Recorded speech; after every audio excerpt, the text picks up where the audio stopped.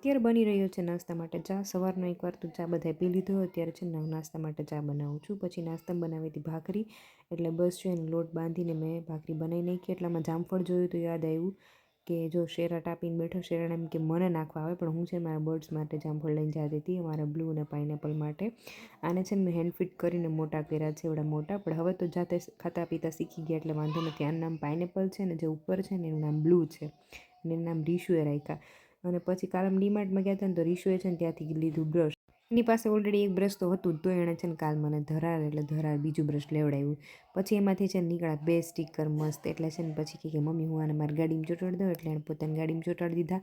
પછી અમારા મમ્મી દીકરાને જવું હતું આંગણવાડી, એટલે છે ને રીશુ થઈ ગયો રેડી, મસ્ત કપડાં પહેરી, ચશ્મા અને ટોપી પહેરીને. જો ટી શર્ટની અંદર હું, અશ્વિન ને રીશુ ત્રણેયનો ફોટો છે.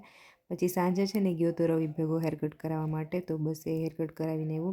વખતે વાળ વધારવાનો થોડો વિચાર હતો, પણ પછી એમ થયું કે એને છે ને બહુ આંખમાં નડતા હતા એટલે કટ કરાવી નાખ્યા. પછી અમારે જવાનું હતું અશ્વિનના ફ્રેન્ડને ત્યાં, વાડીએ પ્રોગ્રામ રાખ્યો હતો, તો બસ ત્યાં બહુ દૂર નહીં, નજીક જ હતું, એટલે અમે લોકો નીકળી ગયા. આમ તો સાંજે મોડા નીકળ્યા હતા કેમ કે નજીક હતું એટલે. તો હું, અશ્વિન અને રીશુ ત્રણેય નીકળી ગયા ત્યાં જવા માટે. તો આપણે મળીએ હવે આવતા બ્લોગમાં. Thank you so much for watching. Please like, share and subscribe.